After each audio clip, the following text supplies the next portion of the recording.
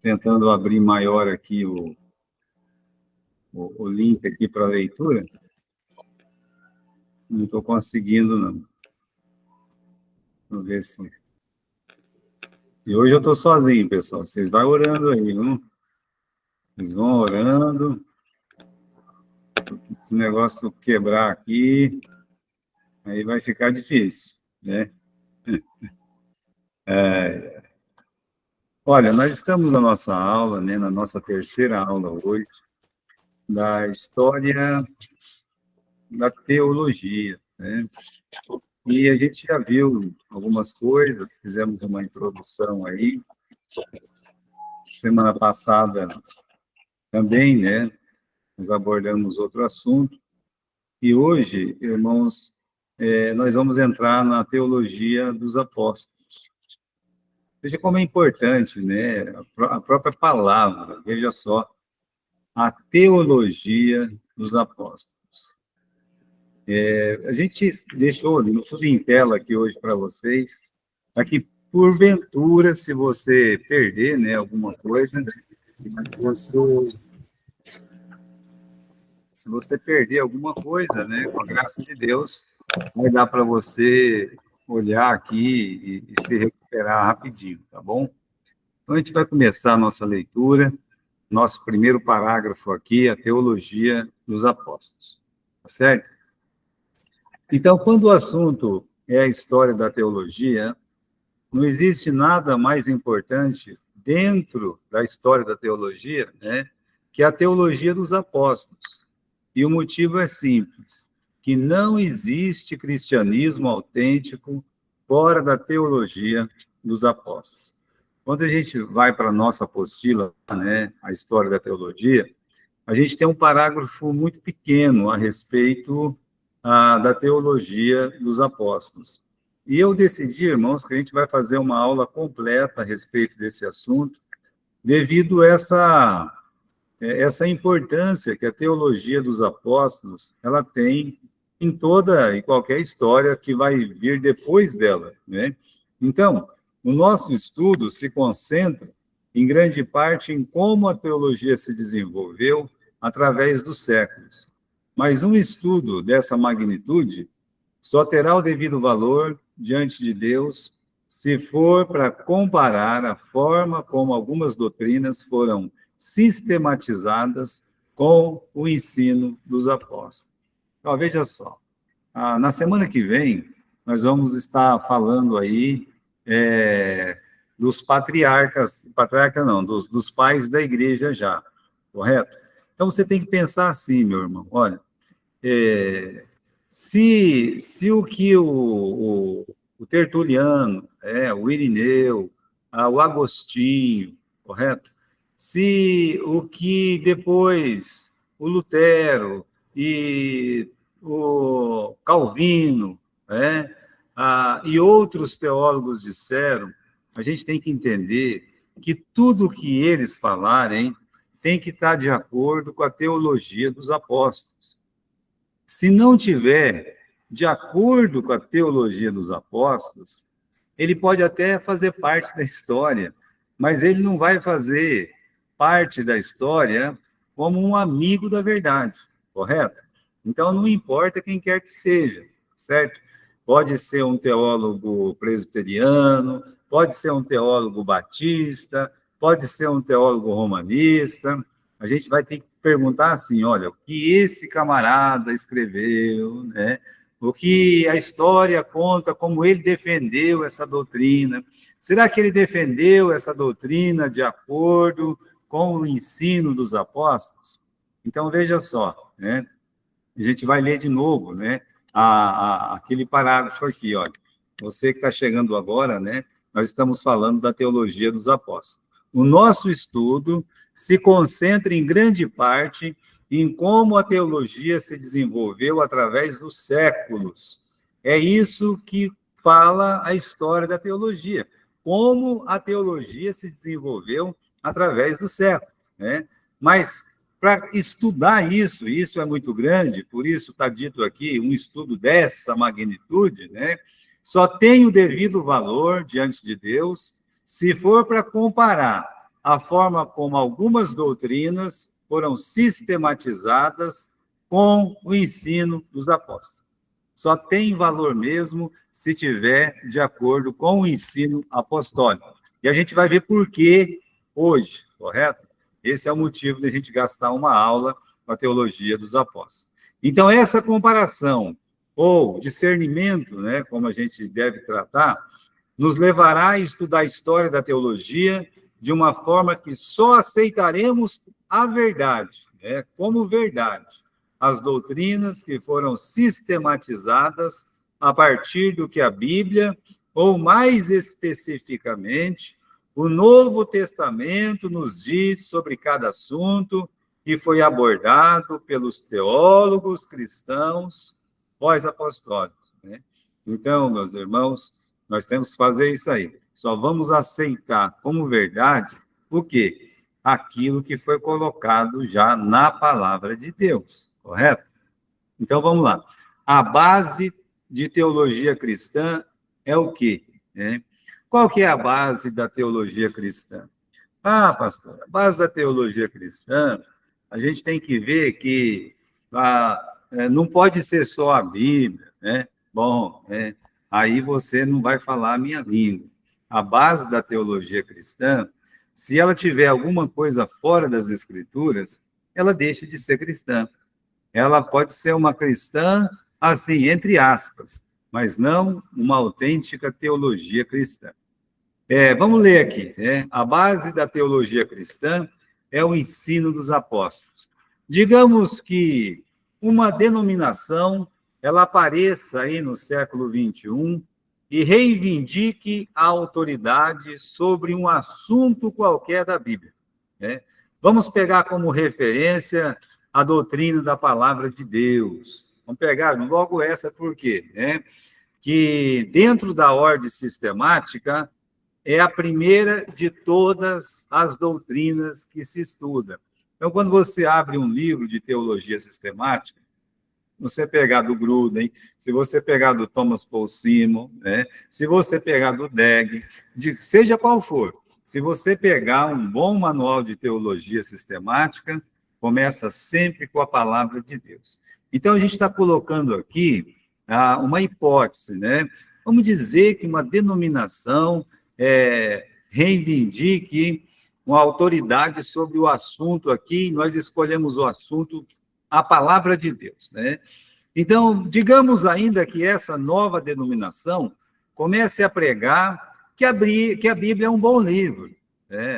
Olha só, não, a Bíblia é um bom livro, é um livro maravilhoso, a Bíblia é um livro excelente. Não, meus irmãos, a Bíblia não é um bom livro, não é um livro excelente. Ela é o livro. A palavra de Deus, meus irmãos, a Bíblia é a palavra de Deus. Então, vamos dizer que essa denominação começa falando, olha, a Bíblia é um bom livro, né? E que deve ser lido pelos seus adeptos, mas que ela não é inerrante, não possui clareza, não é tão necessária assim, e tampouco ela é suficiente para a vida cristã de um novo convertido ou para a saúde espiritual da igreja. Então, calma lá, né? Ela começa a pregar, olha, a Bíblia é um bom livro, mas ela contém erros, viu? A Bíblia não é inerrante, não, ela contém erro. Olha, a Bíblia não é tão clara assim como alguns pastores dizem, que ela tem clareza, e também não é tão necessária, e não é suficiente. A gente não pode ficar só com a Bíblia, né? Olha, vamos continuar aqui na nossa dedução, tá? Digamos mais que essa nova denominação propague a alto e bom som que a Bíblia, como ela foi escrita pelo Espírito Santo, não atende às necessidades atuais da sociedade moderna.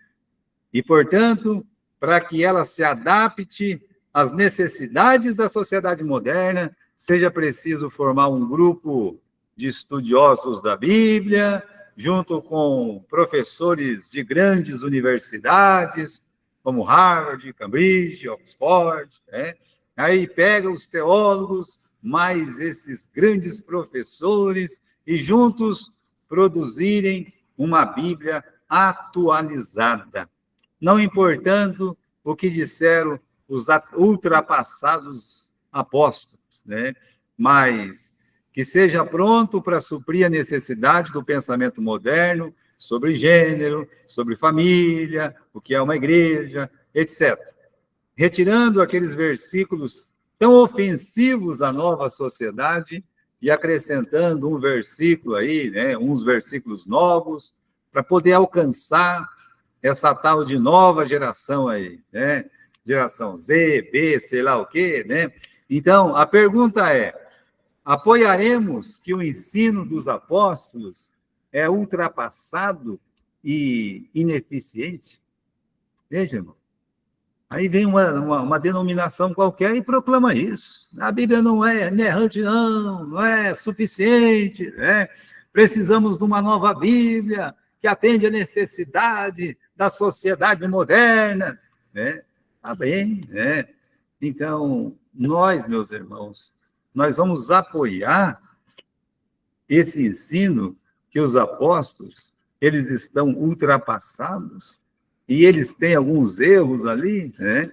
Continuando, a base de toda a teologia cristã não é o que uma denominação decidiu, seja em seus concílios, seja em suas bulas, mas o que os apóstolos deixaram escrito na palavra de Deus. Então, a base da teologia não é o que a igreja tal disse que é. A base da teologia é o que a Bíblia diz sobre cada assunto, né? O que eles disseram sobre cada uma das 7 doutrinas da teologia sistemática é o que realmente interessa para a igreja e o que deve ser defendido por qualquer teólogo, né? Cristão, em qualquer tempo, em qualquer lugar. Então, o que a gente espera? A gente espera que dos pais da igreja, a gente espera que aqueles teólogos, né, que atravessaram a Idade das Trevas, a gente espera que os teólogos do iluminismo, eles estejam firmados aonde? Eles estejam firmados na palavra de Deus. Pastor, e se houver uma contradição? Sempre que há uma contradição em que um novo teólogo diz e o que os apóstolos disseram, com quem que nós temos que ficar? Nós temos que ficar com o ensino dos apóstolos. A base da teologia cristã, né, já leu isso aí, tá certo? Existe um jargão entre os batistas lá do cinturão bíblico nos Estados Unidos, né, que existe, que diz, né, não é dizia, que diz assim sobre qualquer assunto levantado numa igreja. O que a Bíblia diz sobre esse assunto aí? Ah, não diz nada. Então, assunto encerrado. Ah, o que a Bíblia diz sobre o assunto da palavra de Deus? Ah, a palavra de Deus, a Bíblia está falando aqui, né, que ela é divinamente inspirada, né, que a palavra de Deus, né, ela é a nossa regra de fé e prática. Bom, se a Bíblia está dizendo isso aí, então nós vamos ficar com aquilo que a Bíblia nos diz, com aquilo que a Bíblia ensina. Então, irmãos, todos os assuntos necessários para a salvação do homem, para o seu crescimento espiritual, a vida futura pós-morte, ou mesmo assuntos relevantes do seu dia a dia, todos, sem exceção, eles foram abordados pelos apóstolos, seja nos evangelhos, seja nas cartas de Paulo, seja nas cartas gerais, está tudo lá. A gente tem que fazer 3 coisas com a palavra de Deus. Você tem que dizer para você mesmo. Você tem que olhar para você e dizer assim, ó, eu leio, eu creio, eu adoro. Isso aqui era um lema do nosso seminário antigamente. A gente tinha isso aqui como regra, né? Eu leio a palavra de Deus, eu creio na palavra de Deus e eu adoro. Sabe por que não está dizendo eu creio, eu leio e eu amo? No sentido que, muitas vezes, aquilo que a palavra de Deus traz para nós é uma pedrada na nossa cabeça. Contradiz nossos usos, nossos costumes, a sociedade que nós vivemos. E é uma tarefa muito difícil, meus irmãos, a gente olhar para a palavra de Deus e ter que dizer assim: eu concordo com tudo que a palavra de Deus está dizendo.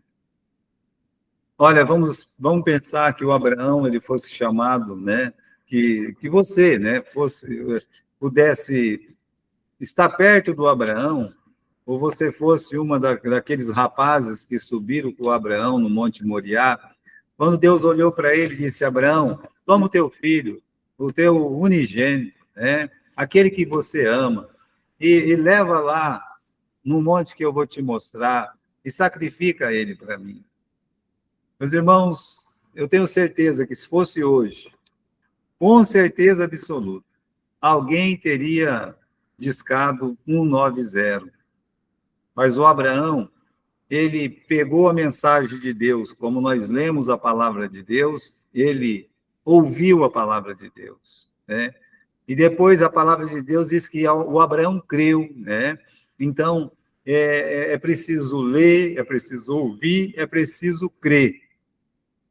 E nem sempre nós vamos estar felizes com aquilo que nós lemos na palavra de Deus, porque mexe muito com o nosso ego. E mexer, meus irmãos, com o ego é uma coisa terrível.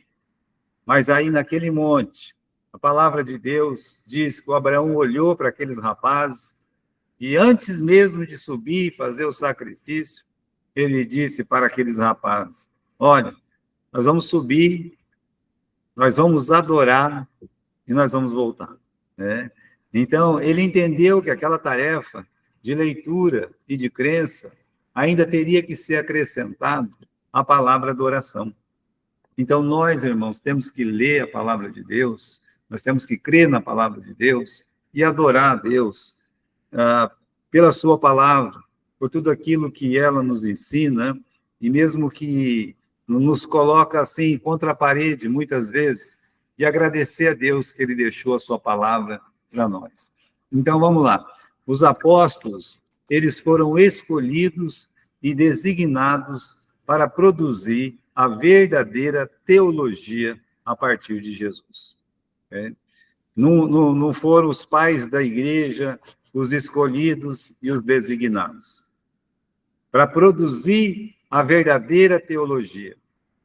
Não foram, meus irmãos, os romanistas, não foram os ortodoxos, não foram, meus irmãos, os armênios, não foram, meus irmãos, os cópitas, não foram, meus irmãos, os protestantes, não foram, meus irmãos, os batistas. Olha só, os apóstolos foram escolhidos e designados para produzir a verdadeira teologia a partir de Jesus. Não é a partir dos apóstolos.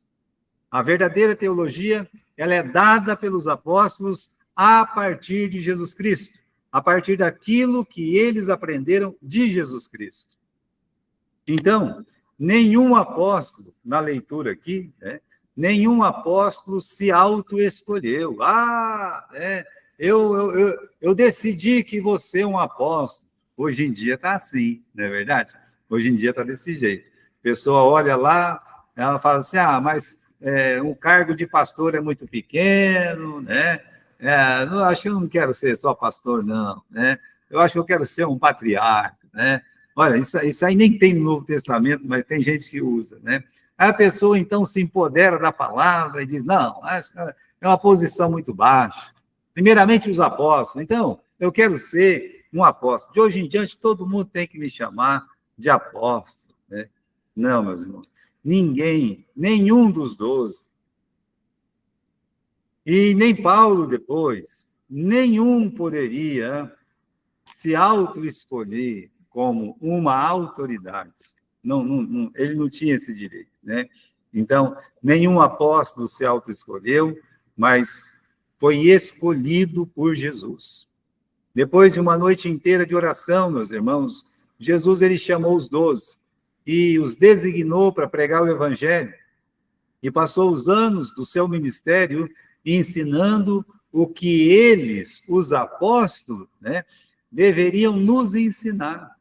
Então, antes de Jesus partir, ele prometeu que enviaria o Espírito Santo, e pelo qual, né, pelo Espírito Santo, os faria lembrar de tudo que ele ensinou.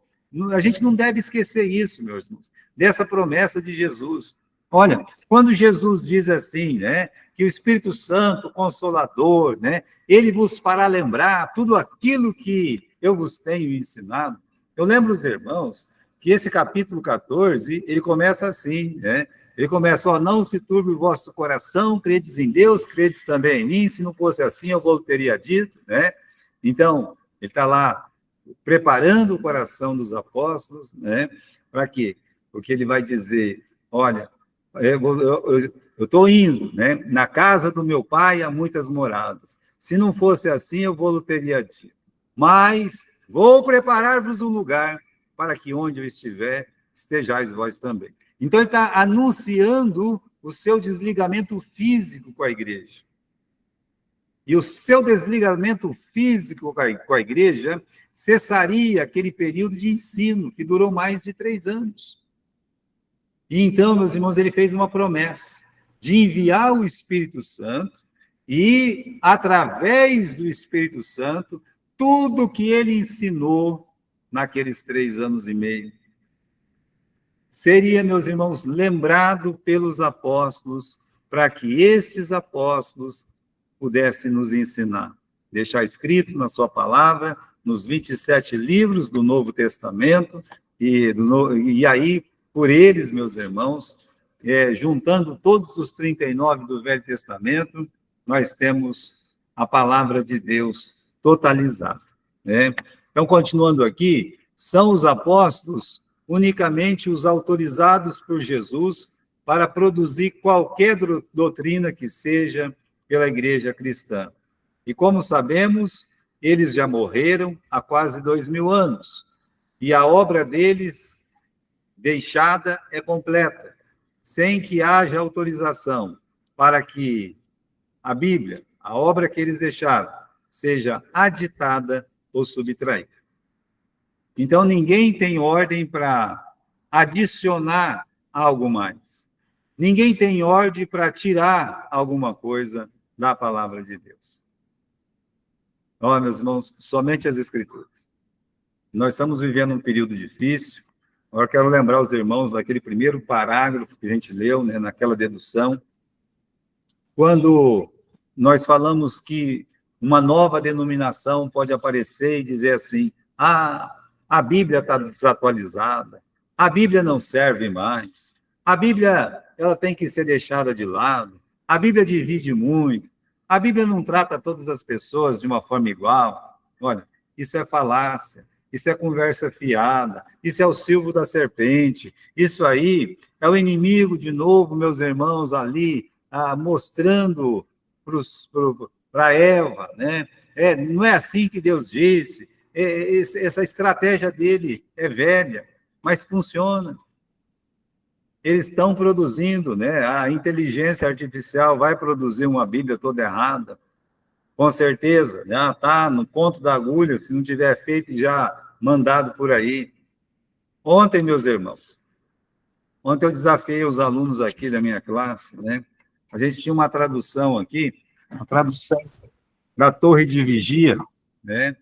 E nessa tradução da Torre de Vigia, algum aluno da nossa classe estava com uma Bíblia dessa, né? Uma menina lá, não era ela, né? Essa Bíblia estava lá, não sei nem porque ficou tanto tempo lá, a culpa é minha mesmo. Mas aí ela pediu, me dá essa Bíblia. Eu disse, não, minha filha, né? Não posso te dar essa Bíblia aqui, né? Aí ela estalou um olho assim, porque eu disse, essa Bíblia aqui deveria estar no lixo.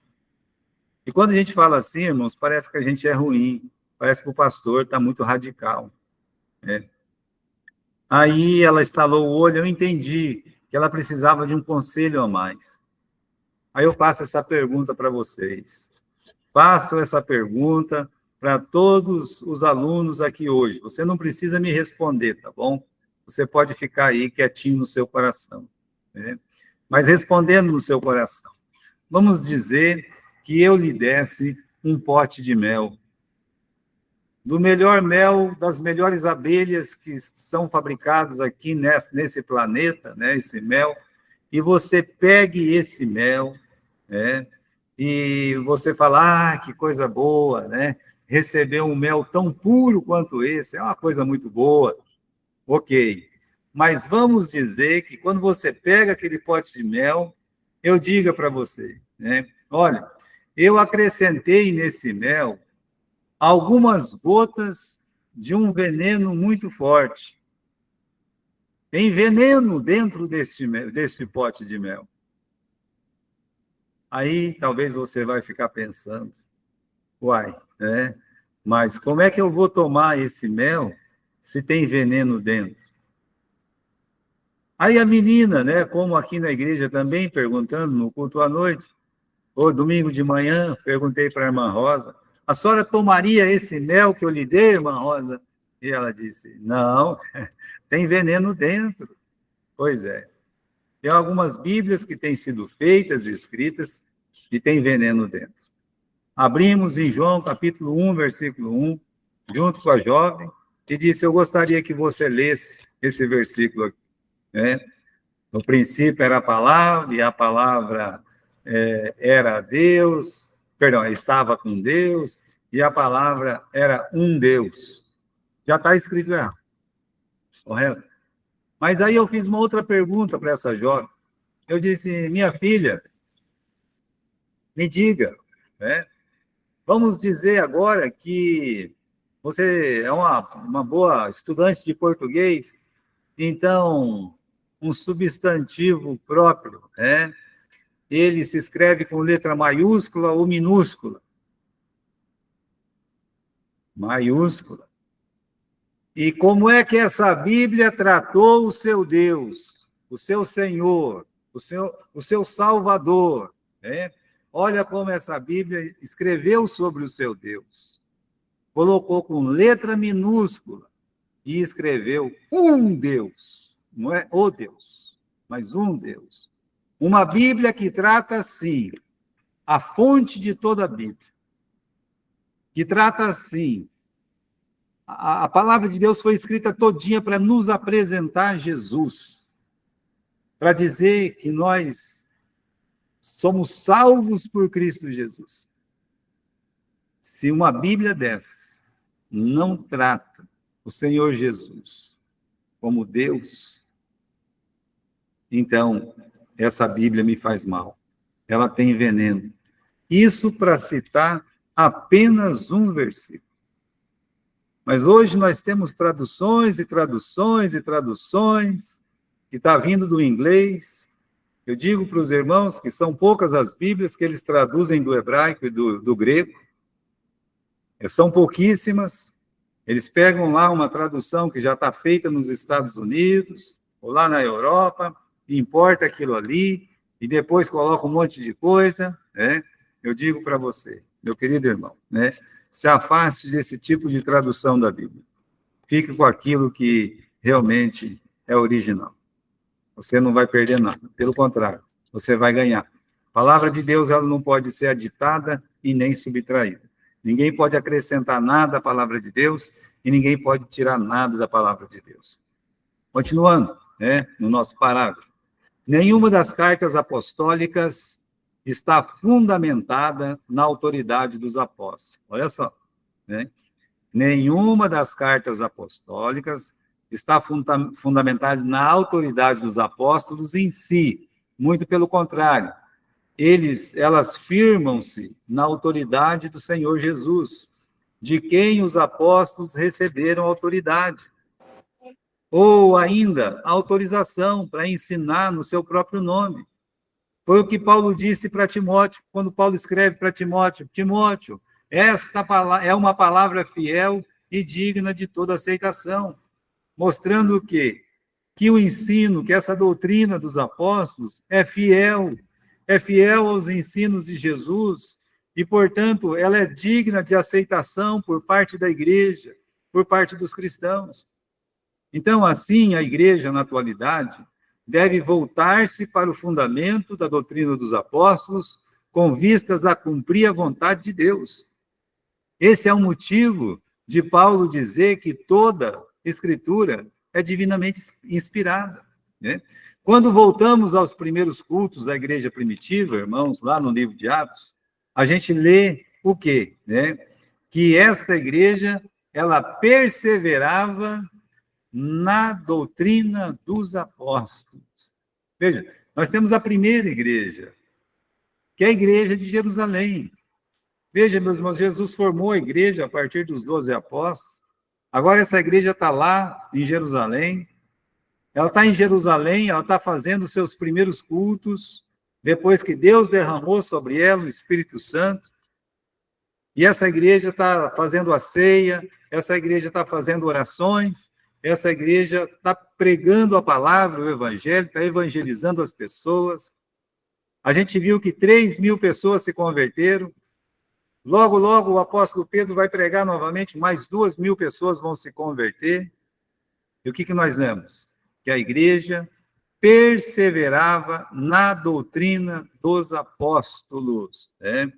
A doutrina dos apóstolos apresenta-se como ponto de conexão entre o que Jesus ensinou e a missão da igreja.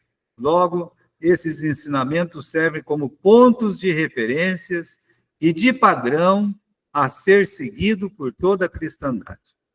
Então, a cristandade, os cristãos, as igrejas, todas elas deveriam olhar e se espelhar, se educar, ser doutrinadas no ensino dos apóstolos, aquilo que eles nos ensinaram.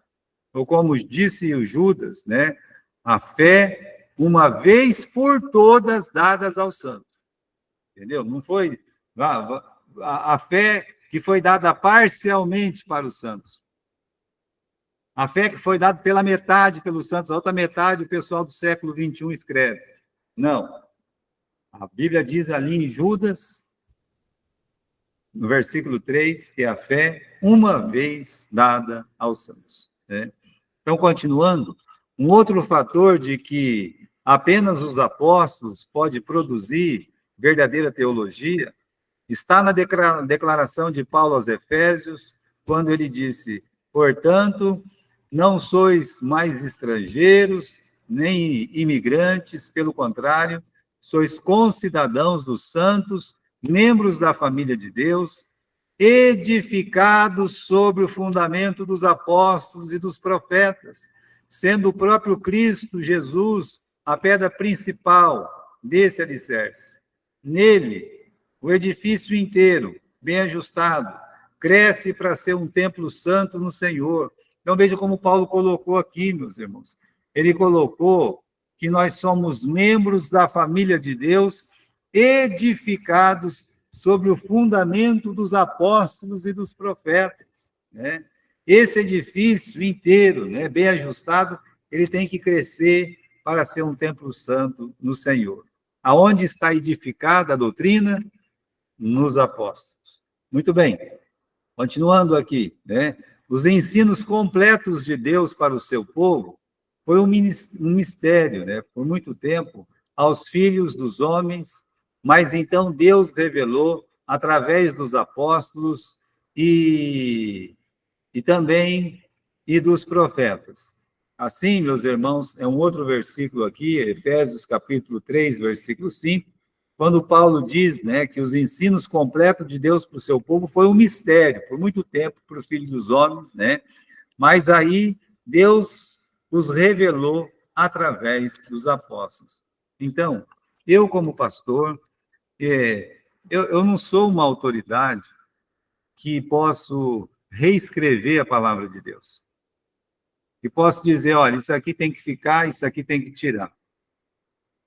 Eu, como pastor, eu tenho que pegar a palavra de Deus e ensinar a palavra de Deus para os irmãos, sem tirar nada e sem acrescentar nada. Né? Continuando aqui, os apóstolos, como disse Paulo aos Coríntios, lançaram os alicerces, nós, pastores, só podemos edificar sobre eles, jamais lançar novos alicerces. Nós edificamos sobre esses alicerces. Nós não podemos, meus irmãos, fincar novos alicerces e criar novas doutrinas. Tirar as doutrinas colocadas pelos apóstolos e acrescentar as nossas. Nós não podemos fazer isso. Esse é o motivo, meus irmãos, de João escrever que lá no Apocalipse, né, que o muro da cidade santa tinha 12 fundamentos. E em cada fundamento estava gravado o nome de um dos 12 apóstolos. Não está lá gravado o nome de nenhum desses dito papas aí, né? E também de nenhum dito patriarca, de nenhum dito Búnia, de nenhum dito Calvino, de nenhum dito Lutero. Não, não. Não é o nome deles que está gravado lá, naqueles alicerces da cidade santa. É o nome dos 12 apóstolos, é o nome do Pedro, é o nome do Tiago, é o nome do João, é o nome dos outros 9, né? O meu não estará lá. E com certeza o seu também, né? Nós temos que edificar sobre esses alicerces, não fundar novos alicerces. Continuando. Ainda sobre o fundamento dos apóstolos, devemos ressaltar que não é, está faltando um aí, não é um fundamento enraizado nos apóstolos, mas como Paulo deixa claro, apoiados sobre a pedra angular que é Jesus. Isso significa que todo o conjunto de ensinamento que os apóstolos transmitiram, quer falando, quer escrevendo, tem Cristo como a sua essência, e é por isso que ela se torna as Escrituras sagradas. Apesar que foram eles os escolhidos por Deus, os escolhidos por Jesus, para edificar as doutrinas, essas vigas, né? Elas estão numa pedra angular que é o nosso Senhor Jesus Cristo. Vamos dar uma olhada aqui nesse versículo. Antes de tudo, sabei que nenhuma profecia da Escritura provém de interpretação pessoal, porquanto jamais a profecia teve origem na vontade humana, mas homens santos falaram da parte de Deus, orientados pelo Espírito Santo. Então, eles foram guiados, essa palavra orientados aqui, meus irmãos, essa tradução não está prestando muito não, né? Inspirados pelo Espírito Santo, né? Vou pegar uma outra Bíblia aqui, para ver se eu encontro aqui uma outra Bíblia, né?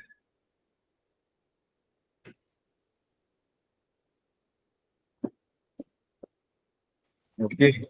É. Vamos ver como é que está aqui. Pegue a sua Bíblia na sua casa aí, em 2 Pedro, capítulo 1, né? E versículo 20 e versículo 21. 2 Pedro. Ah, sim, muito obrigado, irmão. Deus abençoe, né? Isso é uma eficiência muito grande, né?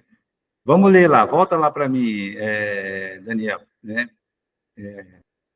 Sabendo primeiramente isto, que nenhuma profecia da Escritura é de particular interpretação, ponto, né? Porque a profecia nunca foi produzida por vontade de homem algum, mas os homens santos de Deus falaram inspirados pelo Espírito Santo. Eu acho maravilhoso, eu acho lindo demais. Essa passagem, meus irmãos, é uma bênção muito grande. Saber que Deus, ele falou, usou, né, aqueles homens. Então, eles foram instrumentos de Deus a trazer a palavra de Deus para nós, né? Continuando aqui. A formação da teologia apostólica nos dias do Novo Testamento, né? Lembremos que eles não sistematizaram a teologia. Então, os apóstolos, eles não criaram a teologia sistemática, tá certo? Eles não colocaram, ó, a primeira é a doutrina da palavra, depois é a doutrina de Deus, depois é a doutrina, né, do homem, depois é a doutrina de Jesus e tal. Não, não. Eles não fizeram isso, tá? Lembremos que eles não sistematizaram a teologia. Nós sistematizamos. Nós a classificamos em 7 grandes doutrinas. E por quê? Né? Porque isso facilita e esclarece os ensinos apostólicos para a igreja. Então, para a gente poder estudar, sempre que a gente... Como a Bíblia também não foi escrita com um capítulo e versículo, mas para uma pessoa poder decorar, correto? Para uma pessoa poder decorar, para uma pessoa poder estar, meus irmãos, para ficar mais claro, então colocar o capítulo, colocar o versículo para achar melhor. E a mesma coisa a gente faz quando a questão é de doutrina, tá certo? A gente faz o quê? A gente sistematiza, correto? Para ficar de uma forma mais fácil de se estudar, principalmente quando nós estamos num seminário. Então, o que eles fizeram? A gente vê que eles separaram em 7 grandes doutrinas. E aí a gente vai estudando doutrina por doutrina, e você, então, consegue fazer o curso de teologia sistemática. Dependendo do seminário, você consegue fazer essa aula, essa matéria, em 2 anos, né, que seriam 4 semestres, tá certo? Mas vamos aqui, vamos voltar.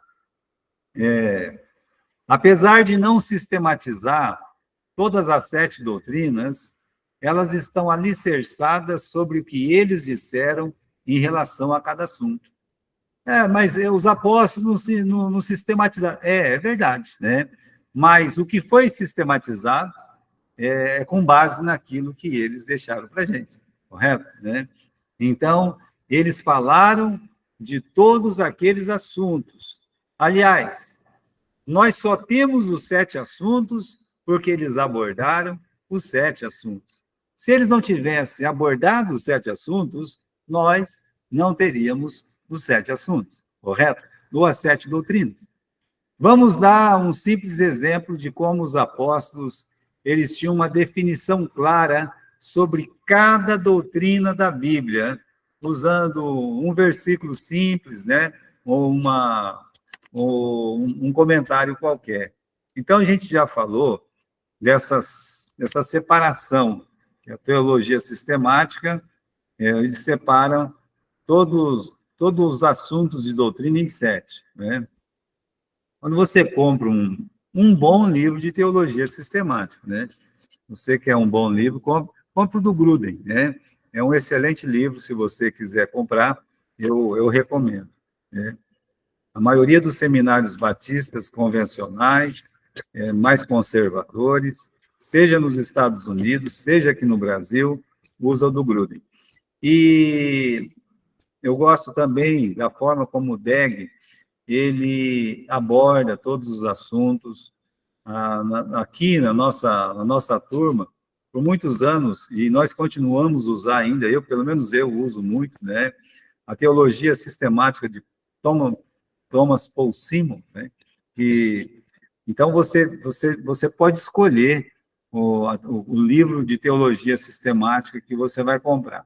Quando você compra um livro de teologia sistemática, você vai ver que ele é dessa grossura, assim, né? É grosso. Tem 800 páginas, né?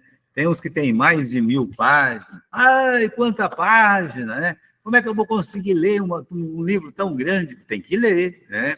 Um bom estudante de teologia tem que ler o livro, não tem jeito, né? Agora, você vai perceber que tenha ele 500, 600 páginas, tenha ele 1000, 1200 páginas, ou às vezes é feito em compêndios, né? Como assim, tomo 1, tomo 2, tomo 3, né? Porque tem uns que faz bem exaustivo mesmo. Você vai descobrir que são 7 matérias, né? Pode ser maior ou menor, são 7 matérias, tá? E sempre começa, meus irmãos, sobre a palavra de Deus. Olha lá. Então, a gente pergunta assim, sobre a teologia dos apóstolos. O que os apóstolos disseram sobre a palavra de Deus? Bem, vamos pegar só um versículo, né? Vamos pegar esse versículo aqui de 2 Timóteo 3, 16, 17, que diz assim, toda a Escritura é inspirada por Deus, certo? Então, queridos irmãos, né? Olha só, o que os apóstolos disseram das Escrituras? Que ela é inspirada por Deus. Né? O que mais? Que ela é poderosa para ministrar a verdade. O que mais? que ela é poderosa para repreender o mal. O que mais? Que ela é poderosa para corrigir os erros, poderosa para ensinar a maneira certa de viver, a fim de que todo homem tenha capacidade de pleno preparo para realizar todas as coisas boas, as boas ações. O Daniel, coloca nessa outra tradução que você deixou aqui para nós, né? Isso, olha lá. Toda a escritura é divinamente inspirada, proveitosa para ensinar, para repreender, para corrigir, instruir em justiça, para que o homem de Deus seja perfeito e perfeitamente instruído para toda boa obra. Olha que coisa maravilhosa. É isso que os apóstolos disseram sobre a palavra de Deus. Divinamente inspirada. Né? Aí vem um teólogo qualquer aí e diz o contrário. A palavra de Deus não é inspirada assim, não, né? Um catado. Olha, irmãos, eu confesso uma falha minha, né? Quando eu era um jovem estudante, eu estudava lá em Garça. Fui ensinado aos pés de John Albert Hatch, já falecido. Por muitos anos, ele foi meu único professor. E o mais engraçado é que ele não pediu que comprássemos um livro de teologia. Eu não me lembro de conhecer um pastor que tivesse uma biblioteca tão grande, uma biblioteca tão diversificada como a dele. E como eu trabalhava para ele no escritório dele, então eu tinha acesso em todos esses livros. Como eu não sabia ler inglês, então eu só podia ter acesso a uns 5, 10% dos livros que tinha na biblioteca, porque 90% ou mais era tudo em língua inglesa.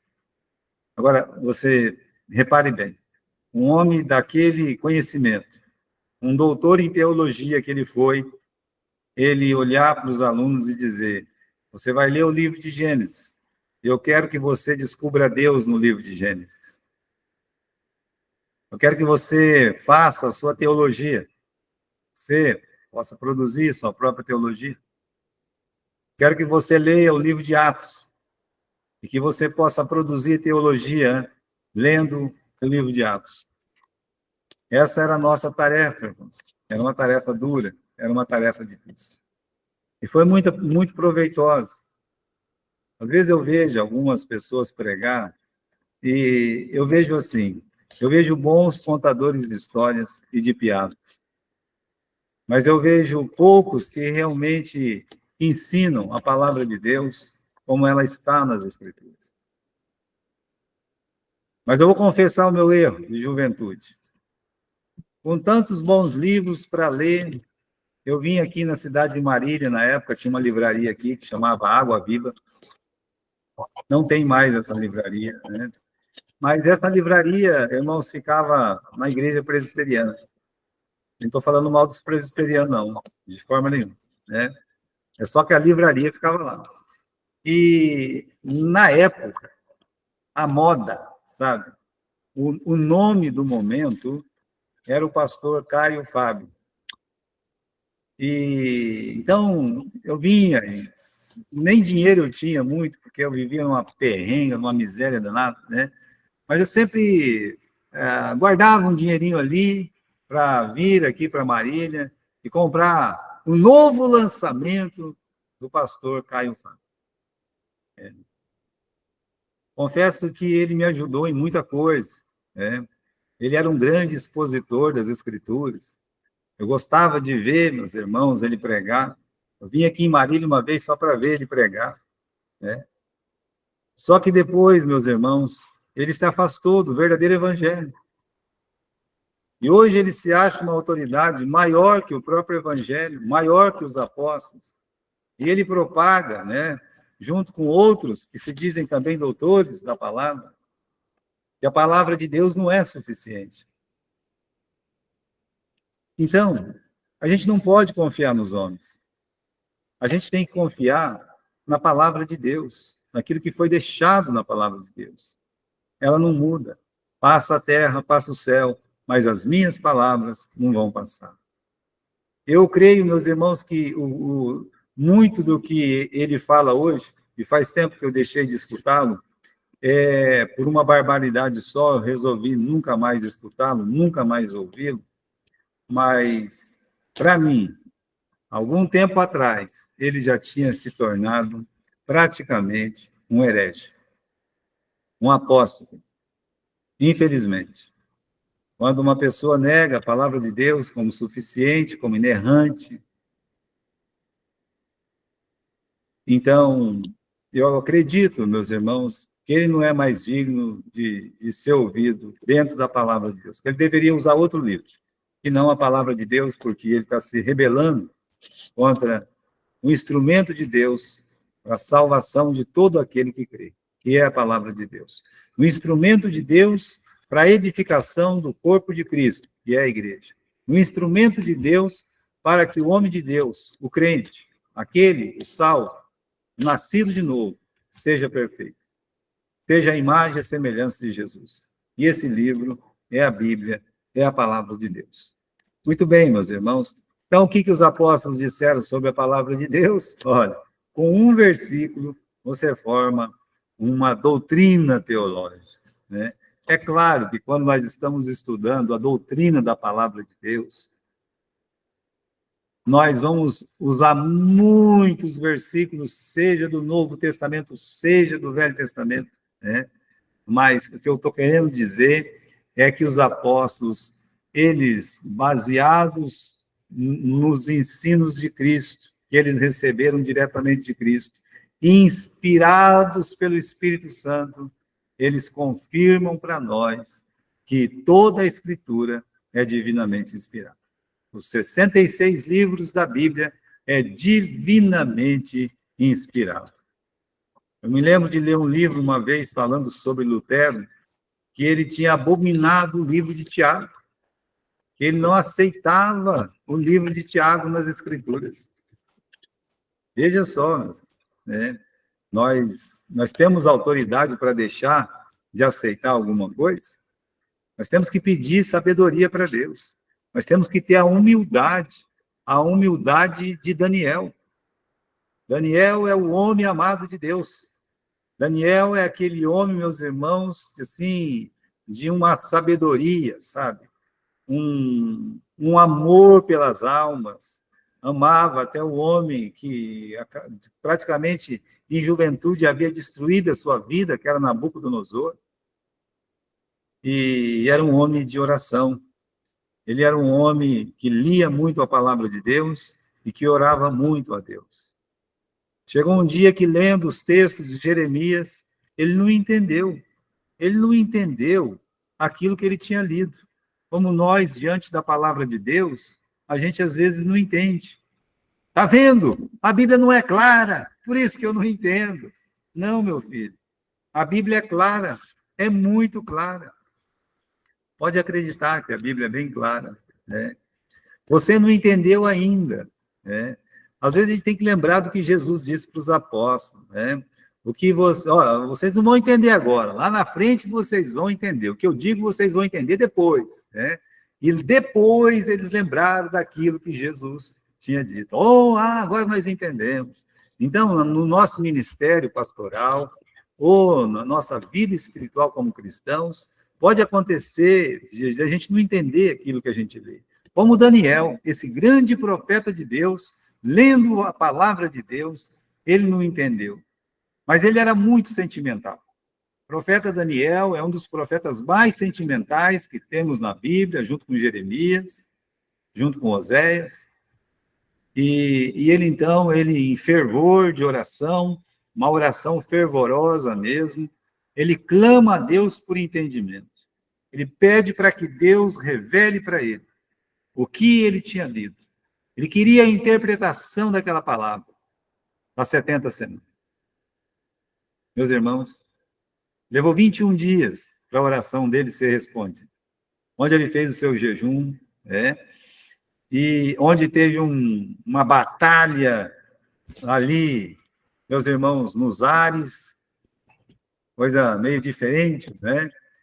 No momento que Daniel começou a clamar a Deus, meu Deus, me dá entendimento, Deus mandou um anjo para que esse anjo viesse com a palavra de entendimento e revelasse para Daniel. Então, o inimigo de nossas almas, meus irmãos, segurou esse anjo. Eu acredito que ele faz isso até hoje. Ele segura muito. Então, ele segurou aquela mensagem, aquela revelação, aquela palavra que o anjo traria de entendimento e conseguiu por 21 dias, 3 semanas, barrar. Mas aí veio o arcanjo Miguel, aquele que pode dizer quem é como Deus, e pôs o inimigo a correr, e aí o anjo pôde trazer a palavra de entendimento. Então, queridos irmãos, pode ser que a gente não entenda tudo que os apóstolos deixaram na sua palavra, olhando para o Velho e para o Novo Testamento, pode ser que nos falte o entendimento. Isso não faz das Escrituras menos divinamente inspiradas. Não. É só que a gente não entende no momento. Mas orando para Deus, Deus vai nos revelar. Eu tenho fé que essas coisas sempre acontecem. Crie o hábito de leitura da tua palavra. Crie o hábito de adorar a Deus na leitura da sua palavra. Vamos continuar aqui. O que os apóstolos disseram sobre Deus? Olha só, Vamos fazer uma doutrina sobre Deus, Deus não é esse carrasco que esses evangélicos estão dizendo que ele é, Esse Deus que criou o inferno.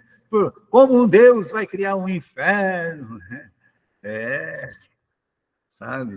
Nós estamos vivendo esse tempo, meus irmãos, Estamos vivendo esse tempo, tá? Então, vamos ver o que eles falam sobre esse Deus, Diz aqui no capítulo 17 do livro de Atos, no versículo 24 ao 26. Vou pedir para o Daniel fazer essa modificação, Obrigado, meu filho. O Deus que fez o mundo e tudo que nele há. Olha, o Deus Criador, pronto, Temos na doutrina que Deus é o Criador, Sendo o Senhor do céu e da terra, soberania de Deus, Não habita em templos feitos por mãos de homens, porque Deus é espírito, Nem tampouco é servido pelas mãos dos homens, ele é autossuficiente, como que necessitando de alguma coisa, pois ele mesmo é quem dá a todos a vida, a respiração e todas as coisas. Que Deus maravilhoso.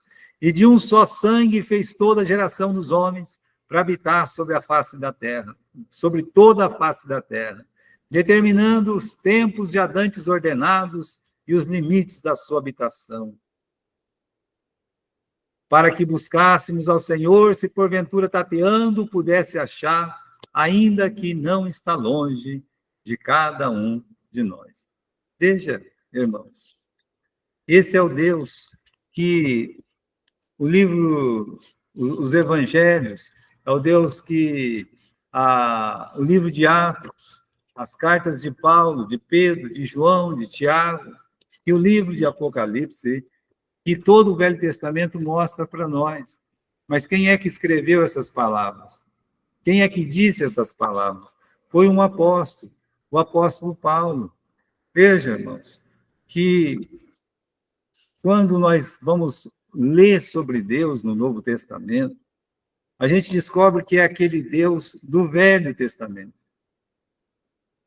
E aquele Deus do Velho Testamento com o Novo Testamento não é diferente nem um pouco, não é um carrasco de jeito nenhum, O que nós descobrimos, tanto com aquele Deus do Velho, quanto com o Deus do Novo Testamento, que é o mesmo Deus, e é um Deus de amor, Vai formar a teologia sobre Deus, como é que você não vai dizer que Deus é amor? Porque Deus amou o mundo. O próprio apóstolo João, ele escreveu assim, em letras garrafais, Deus, ele é amor, não é assim que o apóstolo João escreve na sua carta? Portanto, meus irmãos, o que os apóstolos disseram sobre Deus é aquilo que nós devemos crer sobre Deus, e nós devemos pregar sobre Deus, transmitir para a nova geração sobre Deus. Vamos a uma outra aqui, o que os apóstolos disseram sobre o homem. O homem está sendo endeusado hoje, dentro das igrejas, dentro das igrejas. Eu até estava conversando com um outro pastor, ele estava falando para mim de um hino, né, de um corinho, não me lembro quem é o cantor, ele até citou lá, né, o cantor e tudo mais, de como essas músicas hoje colocam o homem como centro de tudo, centro de tudo. Não é, meus irmãos, um evangelho cristocêntrico, é um evangelho onde o homem, ele é o centro. Então, o ser humano é o centro de tudo. E aí as coisas ficam desvirtuadas. Mas vamos ver o que os apóstolos disseram sobre o homem, né? A ideia da criação do homem à imagem de Deus, né?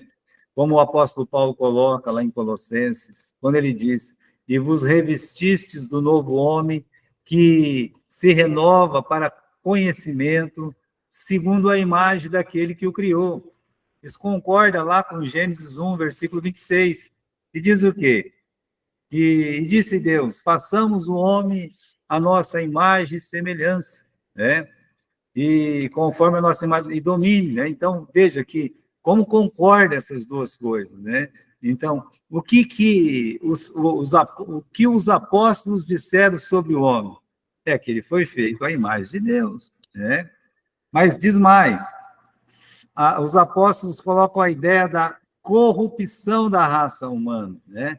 Romanos, capítulo 3, do versículo 10 ao versículo 12.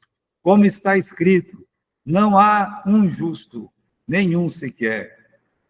Não há quem entenda, não há quem busque a Deus. Todos se desviaram, se extraviaram, e juntamente se fizeram inúteis. Não há quem faça o bem, não há nenhum só. Veja, a palavra de Deus dizendo que não tem nenhum homem bom. Por que não tem nenhum homem bom, meus irmãos? Porque quando se fala da doutrina do homem, diz que ele foi criado à imagem de Deus, mas que houve uma corrupção, o pecado entrou neste mundo, o homem desobedeceu a Deus. Então, nós temos, quando estudamos a doutrina do homem, não tem jeito de não estudar a doutrina do pecado. Pecado cometido pelo homem. Então, como Paulo diz, o apóstolo João diz, em 1 João 3,4, todo aquele que pratica o pecado transgride a lei, de fato, o pecado é uma transgressão da lei. E a ideia da perdição por causa do pecado, todos pecaram e eles estão separados da glória de Deus.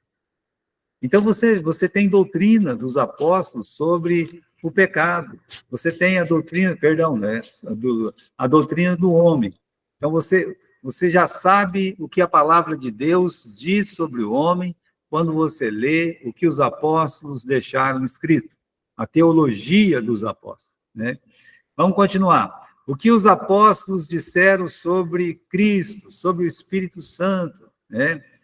Veja, irmãos, sobre Jesus, né? O ensino apostólico sobre Jesus é que ele é plenamente Deus e que também foi plenamente homem. Olha que o apóstolo o João diz, né? No princípio era o verbo, e o verbo era Deus, e o verbo estava com Deus. Esse é o versículo que comumente a torre de vigia destrói, né? Faz do jeito deles para destruir a doutrina da Trindade, a doutrina, meus irmãos, de que Jesus é plenamente Deus. Então, o que o que os apóstolos disseram sobre Cristo, sobre o Espírito Santo, né? Sendo humano e perfeito, o nosso Jesus, nosso Senhor, né? Ele pode ser nosso substituto na cruz, tornando-se assim o nosso Salvador. Como o livro de Hebreus diz, se manifestou uma vez por todas para aniquilar pelo sacrifício de si mesmo o pecado. Então, é assim que Cristo ele é apresentado pelos apóstolos, como Deus que deixou o seu lar na glória e veio aqui a este mundo para sofrer a nossa dor, para pagar os nossos pecados numa morte cruenta, e veio, meus irmãos, inaugurar aqui esse novo tempo, um tempo dos novos nascidos, né? As novas criaturas, criadas em Cristo Jesus, criada pelo sangue do Senhor Jesus Cristo, né? Então, meus irmãos, o que eles disseram sobre Jesus, a gente poderia resumir numa palavra só: Salvador.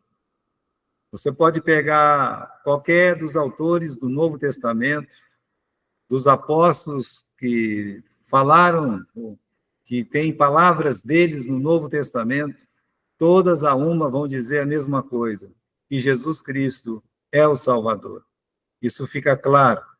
E sobre o Espírito Santo, dele ser o Consolador, de ser enviado pelo Pai, de como ele, meus irmãos, outorga os dons aos membros da igreja, para que eles possam ser úteis dentro da igreja. Então, tudo isso você aprende no Novo Testamento pelos apóstolos. Depois, o que os apóstolos disseram sobre a salvação, correto? Então, no Concílio de Jerusalém, o Tiago lembrou os irmãos sobre o que a igreja acreditava sobre o meio de salvação. É muito bonito esse versículo aqui, irmãos, recitado por Tiago, quando ele diz assim: cremos que seremos salvos pela graça do nosso Senhor Jesus Cristo. Então, o que os apóstolos disseram sobre a salvação? Cremos que seremos salvos pela graça do nosso Senhor Jesus Cristo. E é a mesma coisa que Paulo escreve lá para os Efésios: pela graça sois salvos por meio da fé, isso não vem de vós, é um presente de Deus, não de obras para que ninguém se glorie. Efésios capítulo 2, versículo 8 e 9. Então, meus irmãos, o que os apóstolos disseram sobre a salvação, que é pela graça, por meio da fé, né? Crendo no nosso Senhor Jesus Cristo, é isso, né? Continuando, o que os apóstolos disseram sobre a igreja? Então, cada igreja agora tem um jeito diferente de ser. Cada igreja, meus irmãos, diz ser a verdadeira, tá bom? Como é que nós vamos saber qual igreja é a verdadeira? É porque é a mais velha, né? Deixa eu dizer, a igreja católica nem é a mais velha, né?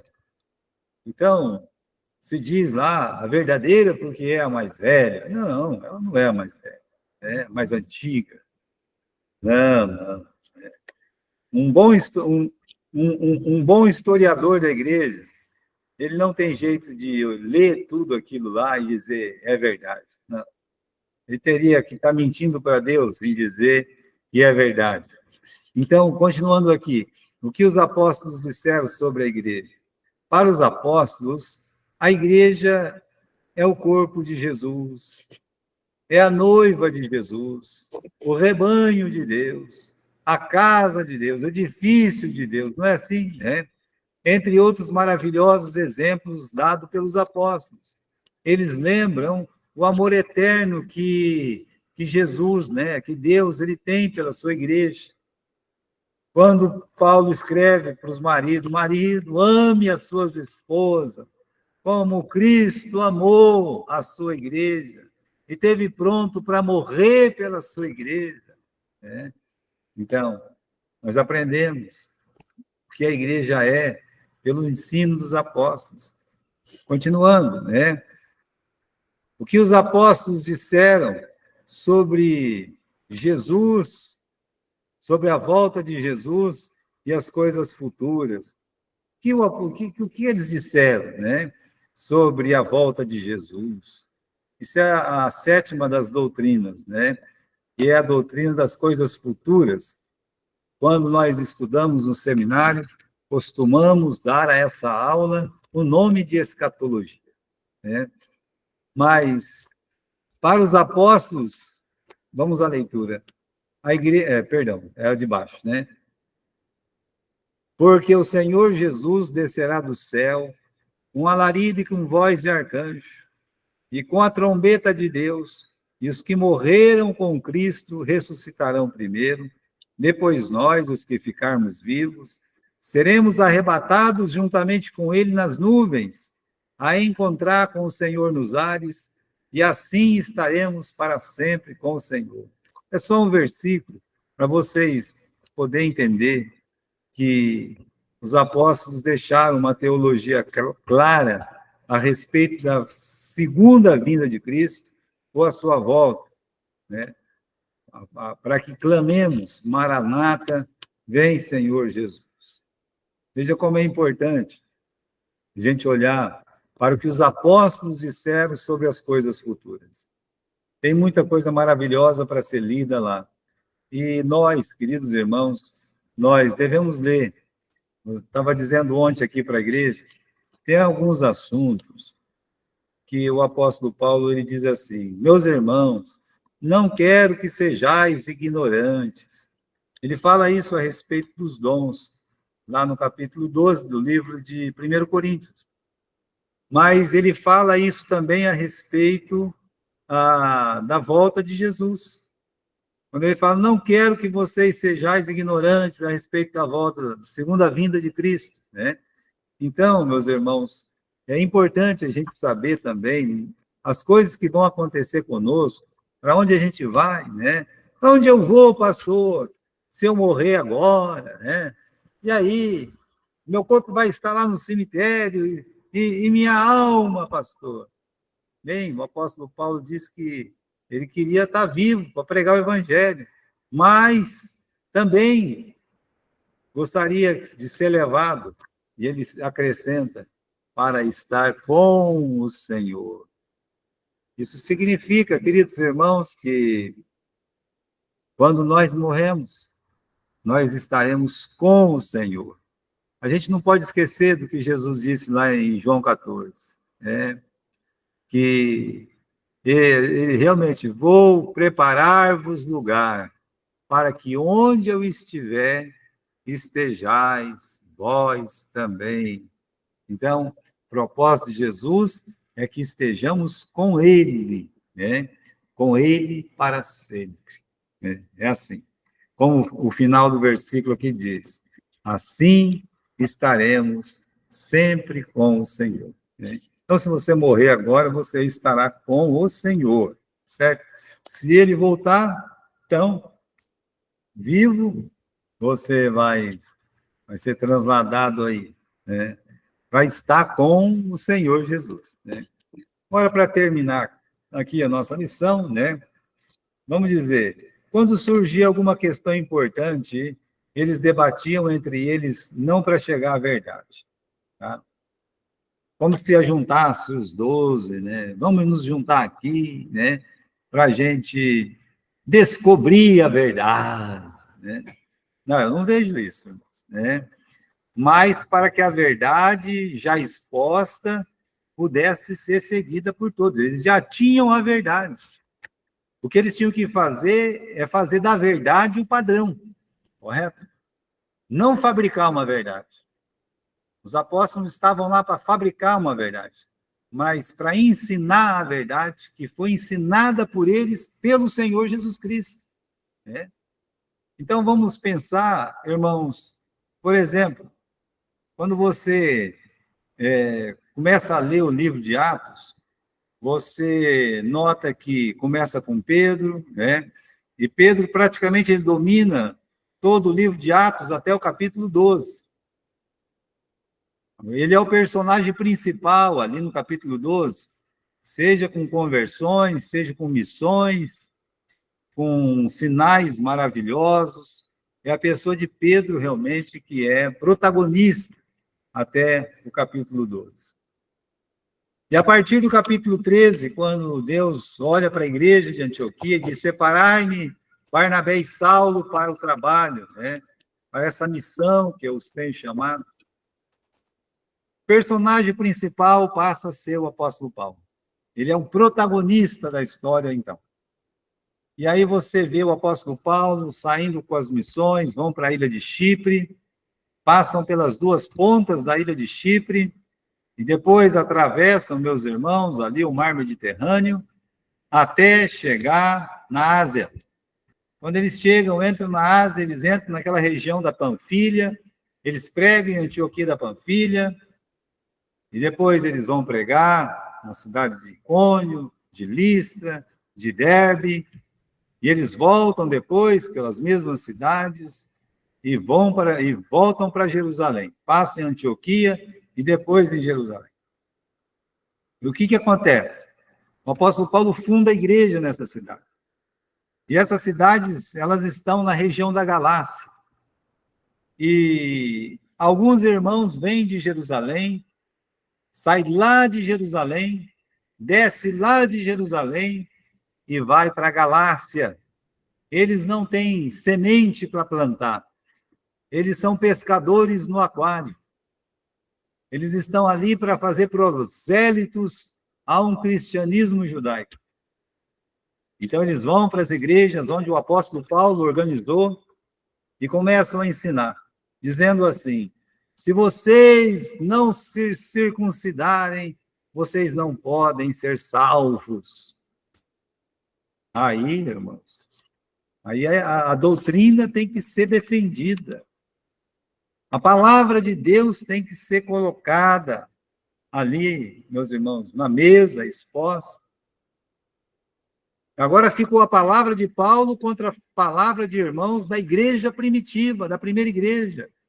Então, quem é que está falando a verdade? É Paulo que está falando a verdade? Ou é aqueles irmãos judaizantes que estão falando a verdade? Paulo se levantou, combateu duramente, junto com Barnabé, essa doutrina legalista, sabatista, colocada aí pelos judaizantes de Jerusalém. Não contente com isso, depois de combater essa semente maligna dentro da igreja, ele subiu para Jerusalém junto com Barnabé. A igreja foi convocada, uma reunião foi convocada, o que eles chamam de primeiro concílio da igreja, para mim o único. E aí, irmãos, a palavra da verdade tem que prevalecer. Eles não vão criar uma verdade, eles já têm uma verdade, eles têm que ficar na verdade. É por isso que Tiago se levanta e diz: olha, cremos que seremos salvos pela graça do Senhor Jesus. Pronto, essa é a verdade. Essa é a verdade, porque é a verdade que Jesus deixou para eles ensinar. Não era uma verdade da igreja de Jerusalém, era uma verdade de Jesus, que ele ensinou para a sua igreja, para que as igrejas todas pudessem aprender. Se a igreja hoje de Jerusalém, se você for em Jerusalém, você não vai encontrar uma igreja verdadeira lá, provavelmente. Mas a verdade, ela continua, porque ela está dentro da palavra de Deus e foi ensinada pelos apóstolos. Veja, vamos à leitura do penúltimo parágrafo. Quando surgia alguma questão importante, eles debatiam entre eles, não para chegar à verdade, mas para que a verdade já exposta pudesse ser seguida por todos. Isso aconteceu quando houve a interferência dos cristãos judaizantes nas igrejas da Galácia, necessitando que Paulo e Barnabé subissem a Jerusalém e, junto com os apóstolos, declarar a verdade sobre a salvação do pecador. Um fato que se repetiu no ministério de Paulo. Agora eu vou pedir aqui, meus irmãos, para que o irmão Daniel, ele possa abrir em Gálatas, capítulo 2, versículo 1. Nós vamos até o versículo 10. Vamos ver o que o apóstolo Paulo diz aqui para a igreja. Depois, passados 14 anos, eu subi outra vez a Jerusalém com Barnabé, levando também comigo Tito. E subi por uma revelação. E lhes expus o evangelho que prego entre os gentios, e particularmente aos que estavam em estima, para que, de maneira alguma, não corresse, ou não tivesse corrido em vão. Pode ficar aí, meu irmão. Fica um pouquinho aí. Olha o que ele está dizendo. Ele está dizendo que depois de 14 anos, ele subiu lá para Jerusalém, porque ele teve uma revelação. E o que ele faz? ele expôs o evangelho que ele pregava para os gentios, para a igreja. E ele fez isso com aqueles que eram tidos lá em maior estima, como Pedro, como Tiago. Por que que ele fez isso? Ele explica: para que de maneira alguma eu não corresse ou tivesse corrido em vão. Ou seja, o que o apóstolo Paulo ensinava na Galácia, o que o apóstolo Paulo ensinava não somente na Galácia, mas na Macedônia, na Acaia, na Ásia, teria que ser em conformidade com o ensino da igreja de Jerusalém, da igreja de Antioquia, com o ensino dos apóstolos. Tinha que haver essa coesão. Portanto, meus irmãos, é muito humilde da parte do apóstolo Paulo dizer: olha, eu fui lá, levei a palavra que eu estava ensinando, porque eu não queria ensinar uma coisa errada. Eu queria ensinar aquilo que é certo. E vocês sabem, meus irmãos, que dos apóstolos ele foi o último. Ele foi o temporão. Ele foi aquele chamado por último pelo Senhor Jesus Cristo. Então, ele, mesmo sendo o último, não ter convivido com os apóstolos, ele não poderia, meus irmãos, produzir algo dele próprio, do apóstolo Paulo. Por isso ele está dizendo que ele levou aquele evangelho para comparar com o evangelho que estava sendo ensinado pelos outros apóstolos. Continuando, né? Pode ir, isso, obrigado. Mas nem ainda Tito, que estava comigo, sendo grego, foi constrangido a circuncidar, pode pular, né? E isso por causa dos falsos irmãos que se intrometeram e secretamente entraram a espiar nossa liberdade que temos em Cristo Jesus, para nos pôr em servidão, aos quais nem ainda por uma hora cedemos com sujeição, para que a verdade do Evangelho permanecesse entre vós. Oh, que palavra! Paulo disse que ele não cedeu por nenhum momento. Para quê? Para que a palavra da verdade pudesse prevalecer, aos quais nem ainda por uma hora cedemos com sujeição, para que a palavra da verdade do Evangelho permanecesse entre vós. Tá certo, até aí, irmão, tá bom, né?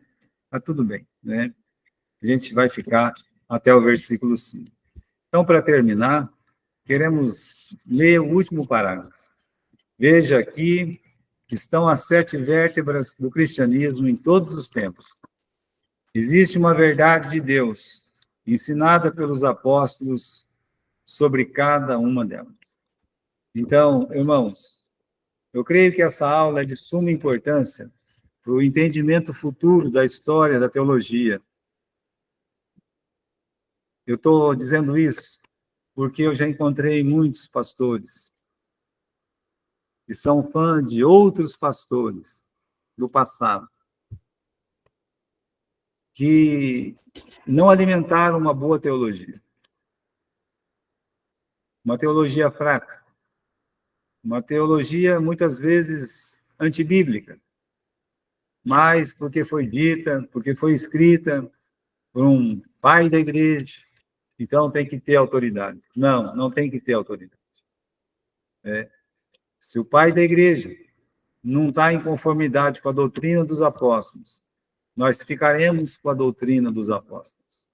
Por isso, essa aula ela é muito importante para introduzir nossos próximos passos, as próximas aulas que nós vamos ainda estudar, tá bom?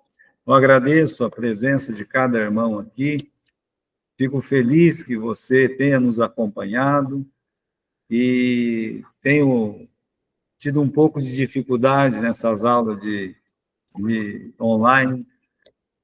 Eu não estou muito habituado com as aulas online. Tenho que agradecer até ao meu menino, né, que saiu lá de casa, veio aqui na igreja, para me ajudar por um tempo enquanto eu falava para vocês. Então, queridos irmãos, alguém tem alguma pergunta a respeito desse assunto? Você pode fazer a pergunta. Eu não sei se eu vou poder responder, mas se eu puder responder, né?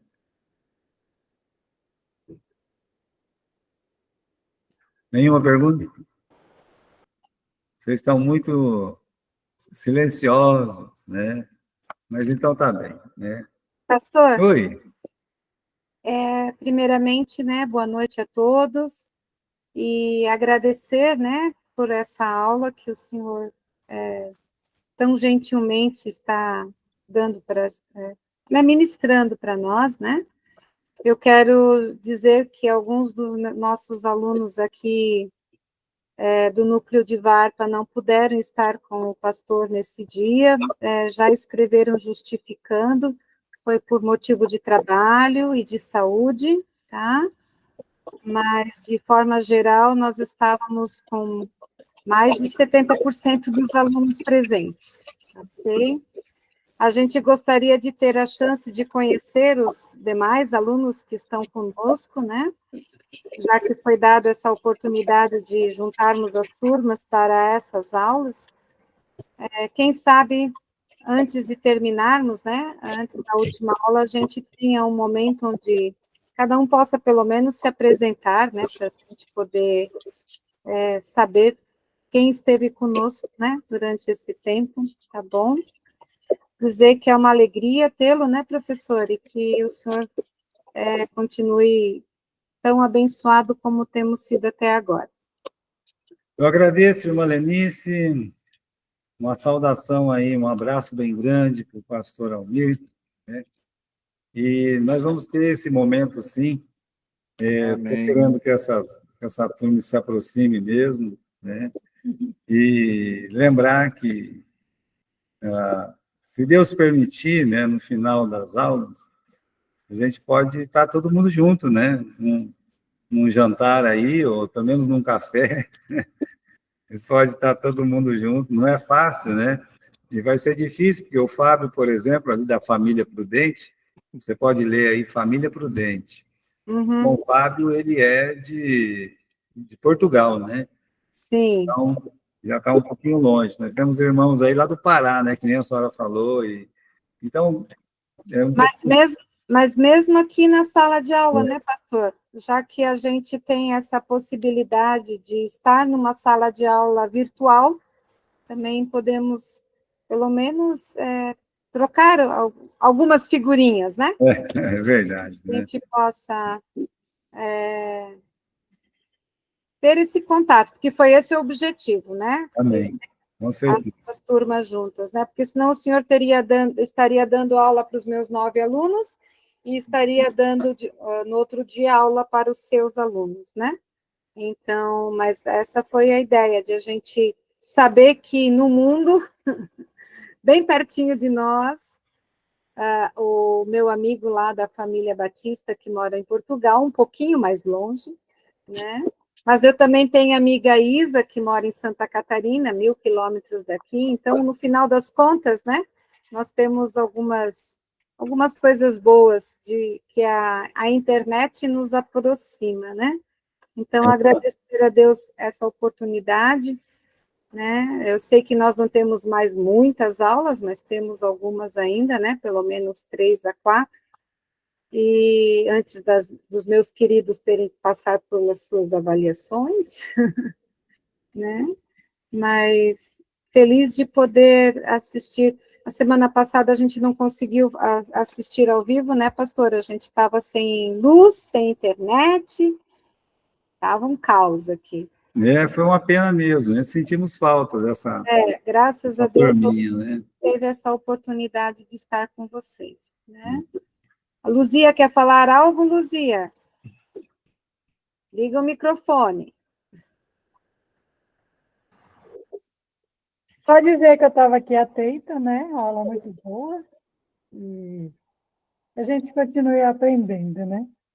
Deus continue abençoando o pastor e a todos. Amém. A Isa também está aí. Isa, gostaria de falar algo, minha linda? Liga a câmera ou o microfone. Não, só agradecer a aula e desejar uma excelente noite para todos os alunos. Amém. Amém. Nós temos o Nelson, lá de Adamantina. Célia. Nelson, estás aí? Liga a câmera e o microfone, ou só o microfone, como você achar melhor. Oi, irmã, boa noite, paz, boa noite, pastor, boa noite a todos os irmãos. Estão me ouvindo? Sim, você Amém. consegue abrir a câmera ou não? Consigo. Como abre, meu querido? É que está escrito Raquel, porque ele usa O tablet da o tablet esposa. da esposa, mas é o Nelson, tá, gente? É isso. Eu tenho gostado muito das aulas do pastor, o pastor ele é muito claro e objetivo, e eu tenho pego as aulas em andamento por um outro compromisso que eu estou tendo, mas estou gostando da aula. Agradeço muito ao pastor, agradeço a Deus pela oportunidade que nos dá, né, de ter esse momento de crescimento, de conhecimento, crescimento espiritual, e agradeço ao pastor por nos permitir estar na sala de aula, né, com os demais irmãos aí, amigos. Deus abençoe grandemente a vida de cada um. Obrigado, viu, pastor? Aula abençoada, viu? Obrigado, Nelson, mas é nós que agradecemos esse privilégio de estar junto com vocês, né? É um privilégio para a gente. Daio, podes abrir aí a câmera e dar uma palavrinha. Depois tem um amigo aqui que também pediu 2 palavrinhas.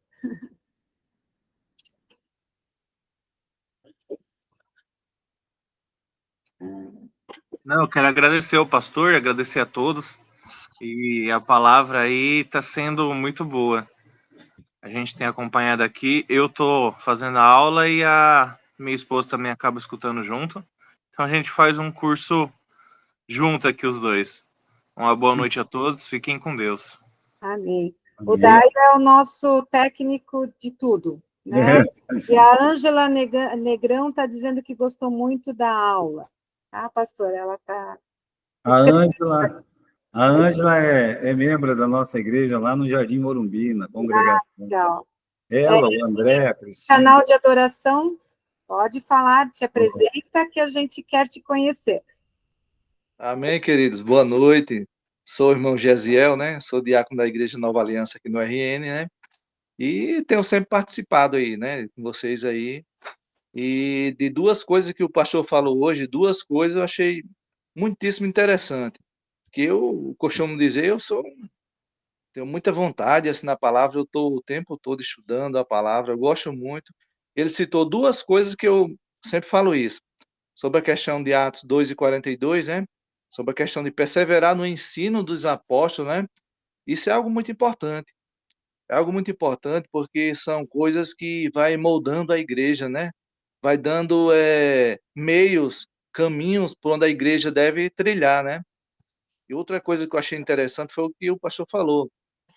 Muitas vezes as pessoas continuam na mesmice, falando coisas que não, porque no passado os pastores falavam isso, deve continuar falando. Não, esses são paradigmas, isso deve ser quebrado. Se não é bíblico, se não tem base bíblica, deve ser deixado de lado. Porque, assim, se é uma coisa que não está na palavra, então a gente pode sim deixar de lado e ir para a Bíblia, né? Entre a opinião de pessoa, entre formalismo de pessoa e Bíblia, a gente fica com a Bíblia. E Amém. eu gostei demais mesmo que o pastor falou aí. Amém. Obrigado, irmão. Né? Mais alguém gostaria Amém, de pastor. falar? O nosso amigo lá do Portugal.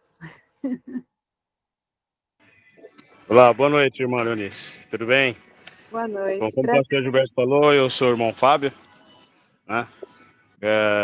Conheço o pastor Gilberto desde quando eu era criança pequena lá em Barbacena. Opa! Ou melhor, lá em Garça, né? Mas pronto.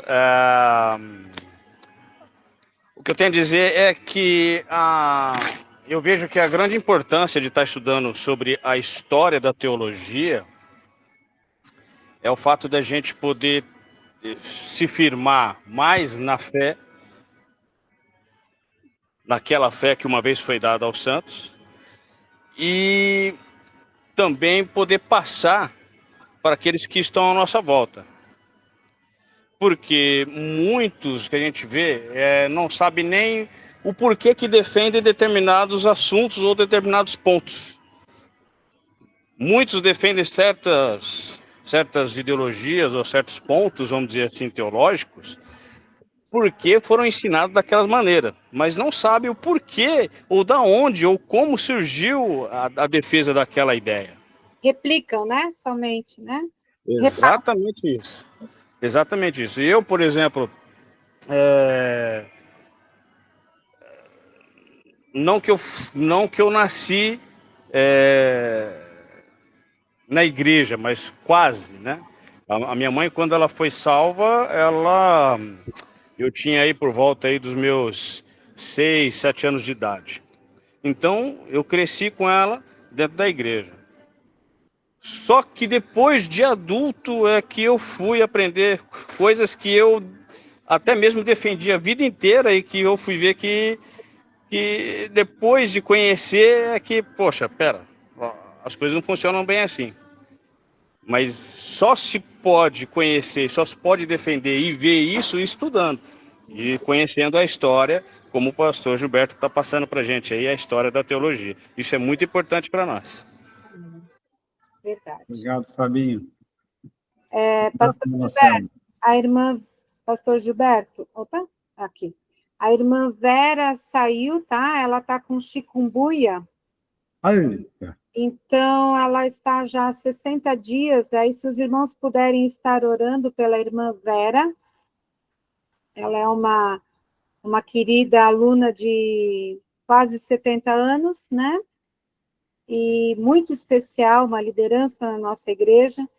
E ela teve essa infelicidade de ter essa chikungunya. Estive um pouquinho antes da aula com ela ainda. Muitas dores, muito inchaço, já está quase 60 dias já com isso. Então, quem puder estar aí orando, lembrando nas suas orações, né? A irmã Vera, tá? Então, ela saiu e pediu para agradecer pela aula, tá bom? E a irmã Francisca e o irmão David, que normalmente entram sempre, amam, né, estar nas aulas, não conseguiram estar conosco hoje, tá ok? Então, trago aí a justificativa deles. Amém. Muito bem, né? Mais alguma alma aí querendo falar alguma coisa, né? Teve uma moça que escreveu aqui, eu não consegui acabar de ler, então, se ela puder repetir, desculpa, eu não consegui ler. Acho que foi a Neuza. Neuza, a irmã Neuza, lá de Piracicaba. Fui eu, não? Não foi, não? Então fala, irmã Neuza, para a gente ouvir sua voz. Boa noite. Até amanhã, que a gente tem que trabalhar amanhã. Não tem como, queridos. Então, pastor, já deu para, pelo menos, trocar um pouquinho de figurinhas entre os alunos, né? Que isso é muito especial. Então, se o senhor não tiver mais nada, podemos encerrar a nossa reunião. Vamos encerrar. E a próxima semana, já vão se atualizando lá naquela apostila, tá? E nós vamos seguir aquele caminho lá, tá bom? Um abraço, que Deus abençoe vocês ricamente. Amém? Tchau.